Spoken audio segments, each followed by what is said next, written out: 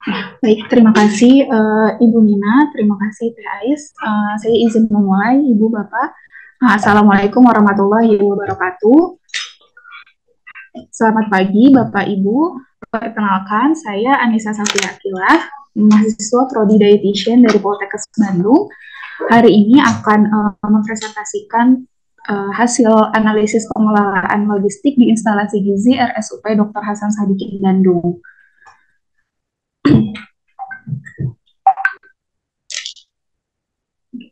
Adapun outline yang akan dibahas hari ini ada pendahuluan, lalu tinjauan pustaka, kemudian hasil dan pembahasan, lalu ada penutup.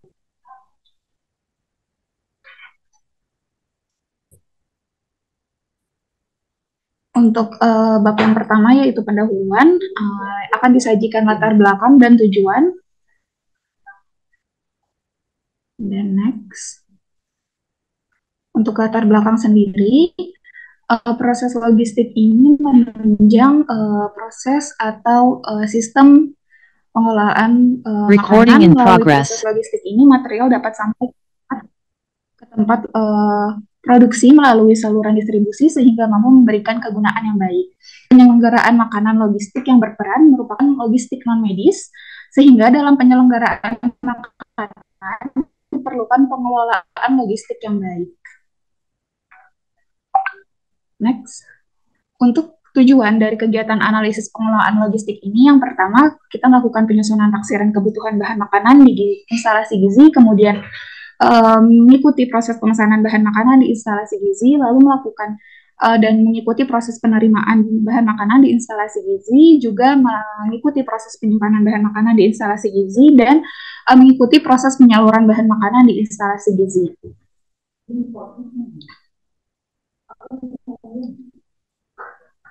Untuk bab yang kedua yaitu tinjauan pustaka, sekilas secara umum tentang penyelenggaraan makanan rumah sakit.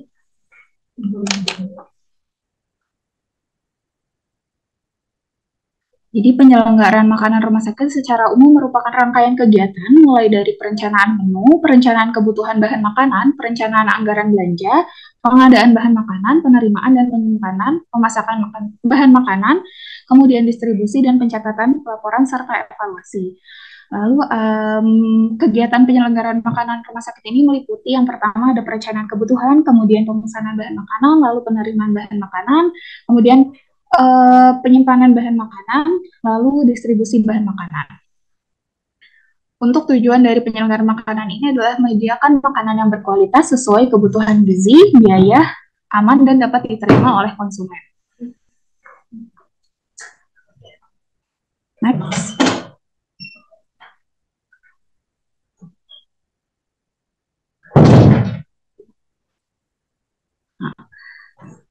Untuk bab selanjutnya yaitu hasil dan pembahasan. Yang pertama ada waktu kegiatan.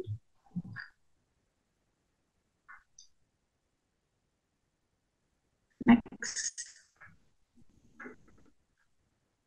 Untuk waktu kegiatan, kami mulai di tanggal 19 Mei 2023. Kegiatannya meliputi menyusun PKBM, kemudian melakukan cek stok gudang, lalu melihat prosedur pemesanan atau membuat form order, lalu dilanjutkan di tanggal 20 Mei 2023, itu kita melakukan penerimaan bahan makanan, kemudian dilanjutkan dengan penyimpanan bahan makanan dan penyaluran atau distribusi bahan makanan ke ruang produksi.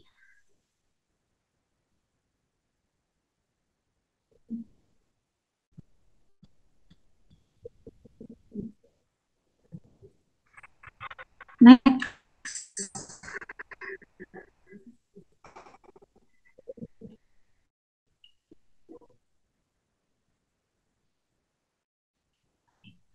Untuk proses yang pertama, melakukan proses pemesanan bahan makanan. Kegiatan yang dilakukan yang pertama pengambilan data konsumen berdasarkan data kepuasan pasien mulai di pukul 10 waktu Indonesia Barat, kemudian melakukan penyusunan taksiran kebutuhan bahan makanan atau TKBM pada jam 11, dilakukan juga pengecekan stok gudang BMS, BMK, BML dan BMF pada jam 12 sampai jam 1, kemudian mengikuti prosedur pemotongan PKBM dengan stok gudang itu pada jam 1 juga, lalu dilakukan pengiriman form order oleh pihak instalasi gizi ke rekanan pada jam setengah 2 siang.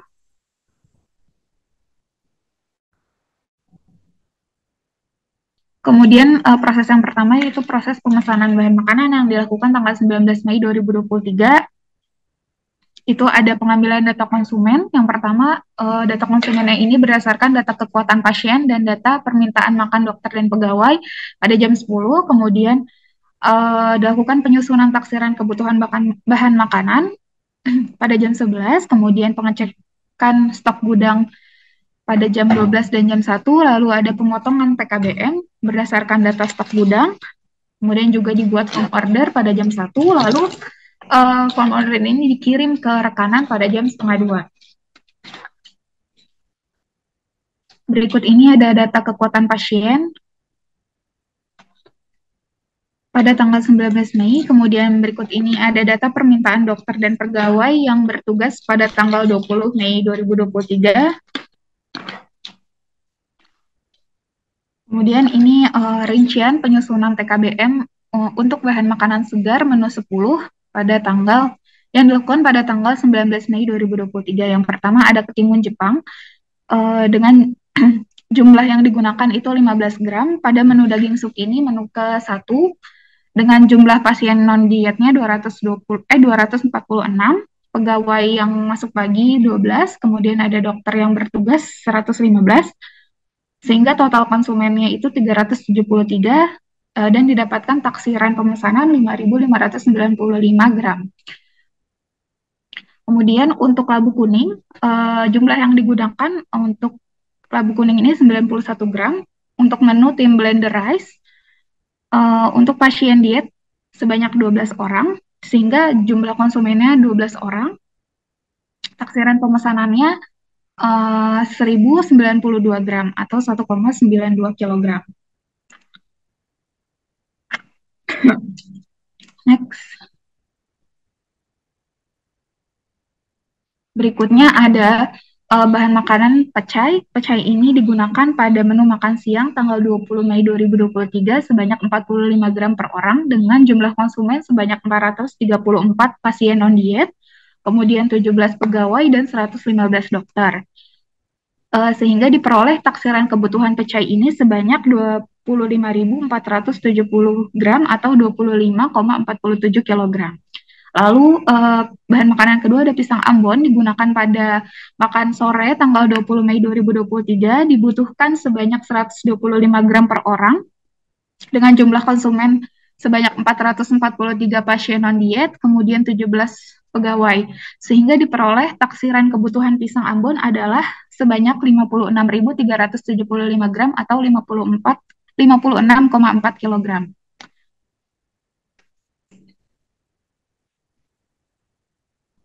Kemudian bahan makanan selanjutnya ada daging sapi cincang. Ini digunakan sebagai campuran pada menu rolade tahu Cina kukus pada tanggal 20 Mei 2023.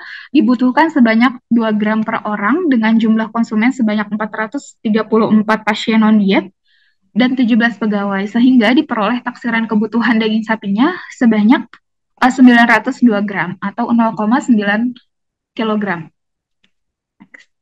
Untuk bahan makanan selanjutnya ada roti sandwich digunakan sebagai menu resep tanggal 20 Mei 2023. Dibutuhkan sebanyak 2 lembar roti per orang dengan jumlah konsumen sebanyak 16 pasien diet dan 8 pasien non-diet, sehingga diperoleh taksiran kebutuhan roti sandwich adalah sebanyak 48 lembar atau dibulatkan menjadi 50 lembar karena tiap kemasan pemesanannya berisi 10 lembar roti. Kemudian ada agar kelapa diet digunakan sebagai snack sore untuk diet rendah protein tanggal 20 Mei 2023. Dibutuhkan sebanyak 1 cup agar kelapa diet sehingga didapatkan jumlah konsumennya 11 pasien diet RP dan didapatkan taksiran kebutuhan agar kelapa diet ini sebanyak 11 cup agar. Untuk stok gudang BMK di sini ada bahan gula pasir, stok gudangnya itu ada 236,3 kg, kemudian ada mie instan 201 buah, lalu ada polimerik khusus daya tahan tubuh itu 7 dus. Dengan taksiran kebutuhan kering pada gula pasir dibutuhkan untuk 1 hari pada menu 10 siang sore dan menu 1 pagi. Kemudian untuk mie instan itu digunakan untuk snack pegawai yang bertugas pada subuh sebanyak 14 orang, kemudian Kebutuhan polimerik khusus daya tahan tubuh itu 1 hari sebanyak 7 dus. Lalu setelah dilakukan proses pemesanan, dilakukan proses penerimaan pada tanggal 20 Mei 2023. Penerimaannya ini dilakukan pada jam 7 sampai jam 11 oleh panitia penerimaan. Alat-alat yang terdapat di sana ada timbangan, palet, box keranjang tanpa tutup. Kemudian setelah dilakukan penerimaan, dilakukan pengecekan bahan makanan sesuai spesifikasi pada jam yang sama, meliputi barang-barang yang digunakan itu ada form penerimaan, meliputi spesifikasi, macam, dan jumlah. Kemudian ada form order juga yang terdapat di sana. Kemudian ada alat tulis yang digunakan oleh panitia penerimaan. Lalu apabila ada bahan yang tidak sesuai, ada pengiriman bahan makanan yang dikirim ulang. Berikut ini ada analisis penerimaan bahan makanan. Untuk ketimun Jepang yang diterima sesuai pesanan yaitu sebanyak 5 kg, tapi terdapat selisih antara taksiran dengan pemesanan 0,5 kg. Kemudian untuk labu kuning yang diterima itu sesuai dengan spesifikasi, yaitu sebanyak taksiran kebutuhannya itu 1,92 kg, namun pemesanan hanya 1 kg dibulatkan. Kemudian untuk bahan makanan selanjutnya ini ada pecai. Pecai ini diterima ada beberapa yang tidak sesuai dengan spesifikasi. Berdasarkan jumlah TKBM itu 25,47 kg, berdasarkan menu cah pecai sayuran pada makan siang. Kemudian pemesanannya dilebihkan sebanyak 1,03 kg menjadi 26,5 kg. Lalu penerimaan yang pertama itu sebanyak 21,4 kg, namun 15,3 kg-nya rusak, seperti pada foto, lalu dikembalikan lagi dan datang sejumlah 10,3 kg pada jam 10. Namun masih kurang sehingga dikirim lagi pada jam 10.30 itu 5,1 kg. Lalu untuk pisang Ambon, di sini pemesanannya sebanyak 72 kg. Jumlah yang diterima juga 72 kg. Namun terdapat selisih antara TKBM dengan jumlah pesanan sebanyak 15,6 kg. Hal ini dilakukan karena untuk menjaga apabila ada pesanan pisang Ambon yang tidak sesuai atau yang kulitnya tidak bagus gitu. Kemudian untuk daging sapi, menurut TKBM itu 0,924 kg berdasarkan data pasien yang mendapat buah pada menu makan sore. Kemudian dilakukan pemesanannya melebihi TKBM sebagai upaya antisipasi penambahan jumlah pasien yang mendapat daging. Next.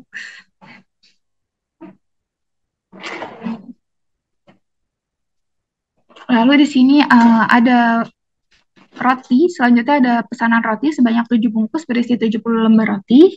Sementara di TKBM itu kita pesannya 5 roti, dilebihkan 2 bungkus sebagai upaya antisipasi apabila ada penambahan jumlah pasien. Kemudian selanjutnya ada agar kelapa diet, di mana pemesanannya di TKBM-nya 11, kemudian dilakukan pemesanan 11 juga diterimanya sebanyak 11 cup agar. Lalu untuk bahan makanan kering ini, bahan makanan kering, bahan makanan lain, dan bahan makanan formula itu tidak dilakukan pemesanan setiap hari, tapi memiliki periode khusus untuk pemesanan. Berikut ini ada dokumentasi kegiatan penerimaan bahan makanan pada tanggal 20 Mei 2023. Di sini ada dokumentasi untuk agar kelapa diet, kemudian di sini ada dokumentasi untuk pisang, lalu di sini ada pecai dan ada ketimun Jepang, lalu di sini ada daging giling yang penghitungannya bersamaan dengan daging yang dipesan lainnya, kemudian di sini ada roti. Lalu untuk proses penyimpanan, barang yang diterima dikirim dari ruang penerimaan ke gudang penyimpanan pada waktu yang lumayan bersamaan dari jam 7 sampai jam 11. Kemudian pemilihan bahan makanan sesuai dengan jenis tempat penyimpanan, lalu penyimpanan bahan makanan pada jam yang sama. Next. Nah, Untuk bahan makanan yang pertama, ketimun Jepang, itu akan disimpan dulu di chiller karena digunakannya pada tanggal 21 Mei 2023 pada menu 1. Kemudian untuk labu kuning ini langsung dikirim ke ruang persiapan karena akan digunakan untuk hari itu. Lalu untuk pecai, uh, bahan makanan yang digunakan ini langsung dikirim ke ruang persiapan sayuran juga. Lalu untuk pisang, bahan makanan yang akan digunakan diletakkan pada rak penyimpanan sementara di area ruang produksi. Sementara sisa bahan yang tidak digunakan nanti akan disimpan di chiller. Kemudian untuk daging sapi cincang, bahan yang akan digunakan ini dikirim ke ruang persiapan hewani, sementara sisanya dikirim ke gudang penyimpanan BMS, lalu untuk disimpan di freezer. Lalu untuk bahan makanan selanjutnya ada roti sandwich. Roti sandwich ini nanti atau sementara akan disimpan di gudang BMS. Lalu untuk yang digunakan akan dikirim ke rak penyimpanan sementara di area ruang produksi. Untuk agar kelapa diet ini disimpan di gudang BMS juga.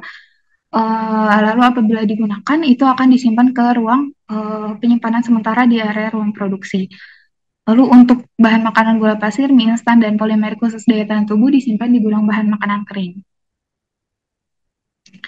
Berikut ini ada dokumentasi ruang penyimpanan pada tanggal 20 Mei 2023. Di sini ada chiller, kemudian ada rak penyimpanan sementara, kemudian ada gudang bahan makanan kering. Lalu ada proses pendistribusian pada tanggal 20 Mei 2023. Yang pertama dilakukan pembuatan bon distribusi oleh petugas gudang sesuai kebutuhan atau sesuai dengan permintaan PPM. Kemudian dilakukan pendistribusian BMS menu 10 siang dan sore, kemudian menu 1 pagi.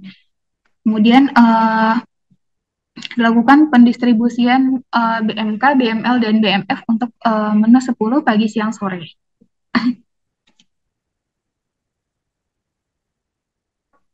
Berikut adalah analisis pendistribusian atau penyaluran bahan makanan ke ruang produksi. Yang pertama untuk Timun Jepang pada tanggal 21 Mei 2023 untuk menu 1 sebagai campuran menu pagi daging sukini. Ini akan disalurkan di pagi sebanyak 5 kg juga. Kemudian untuk labu kuning disalurkan pada tanggal 20 Mei 2023 karena akan digunakan hari itu sebagai bahan makanan tim blender rice. Lalu untuk pecai akan disalurkan pada hari yang sama juga karena digunakan pada menu 10 pada menu cah pecai sayuran. Next. Lalu untuk pisang disalurkan pada pagi tapi digunakan untuk menu snack sore pada menu 10 tanggal 20 Mei 2023. Sisanya akan disimpan di chiller. Kemudian untuk daging sapi cincang disalurkan di siang pada tanggal 20 Mei 2023 karena digunakan hari itu juga. Kemudian untuk roti sandwich dikirim seluruhnya ke ruang produksi karena untuk pemakaian menu 10, sementara sisanya juga dikirim karena untuk mengantisipasi apabila ada peningkatan pasien. Kemudian untuk agar kelapa diet, seluruhnya disalurkan hari itu untuk snack sore menu 10 pada pasien dengan diet rendah protein. Selanjutnya, untuk penyaluran gula pasir sebanyak 8,5 kg itu untuk menu 10 dilakukan dalam bon yang sama, bon siang. Kemudian untuk mie instan disalurkan sebanyak 14 buah untuk pegawai yang berdinas subuh, itu dilakukan di hari itu juga. Kemudian untuk polimerik khusus daya tahan tubuh disalurkan sebanyak 7 dus pada pukul 8 dari gudang kering, bon yang digunakan bersamaan dengan bon BMF lain yang digunakan pada hari itu. Nah, berikut ini ada dokumentasi pendistribusian. Ini ada contoh bon yang digunakan untuk labu kuning yang selanjutnya dikirim ke ruang persiapan sayuran. Kemudian di sini ada penyaluran pisang dan roti. Kemudian di sini ada penyaluran sayur-sayuran. Salah satunya yang dipegang ini ada pecai yang akan digunakan di hari itu. Kemudian ini pengiriman dari penyalurannya menggunakan troli. Lalu di sini ada penyaluran lauk-lauk nabati dan hewani ke ruang persiapan nabati dan hewani.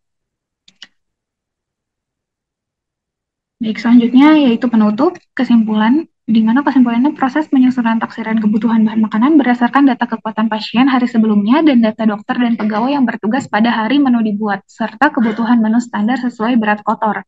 Penerimaan bahan makanan dilakukan oleh dua pihak, yaitu panitia penerimaan dan rekanan. Penerimaan dilakukan dengan mengecek bahan sesuai spesifikasi dan berat yang dipesan. Jika tidak sesuai, dikembalikan ke rekanan. Kemudian penyimpanan bahan makanan dilakukan dengan sistem first in first out, kemudian juga first expired first out, kemudian penyaluran bahan makanan ini dilakukan dengan sesuai bon permintaan yang dibuat berdasarkan jumlah kebutuhan bahan makanan. Kemudian untuk rekomendasi, sistem manajemen logistik yang dilakukan oleh unit instalasi gizi RSUP Dr. Hasan Sadikin Bandung sudah sesuai dengan PGRS tahun 2013 sehingga bahan makanan yang tersedia dapat dengan baik diolah tanpa ada yang tersisa dan terbuang. Namun pada proses penerimaan, panitia penerimaan diharapkan dapat memeriksa barang sesuai dengan spesifikasinya sehingga tidak ada orang gudang yang harus kembali lagi ke ruang penerimaan untuk melakukan pengembalian bahan makanan yang tidak sesuai. Kemudian berdasarkan pengamatan juga pencatatan dan pelaporan pada gudang menggunakan nilai yang sebenarnya diterima saat itu, sehingga data yang dilaporkan sesuai dengan barang yang diterima dan disalurkan. Baik, sekian presentasi dari saya. Apabila ada salah-salah kata mohon dimaafkan, saya kembalikan ke moderator.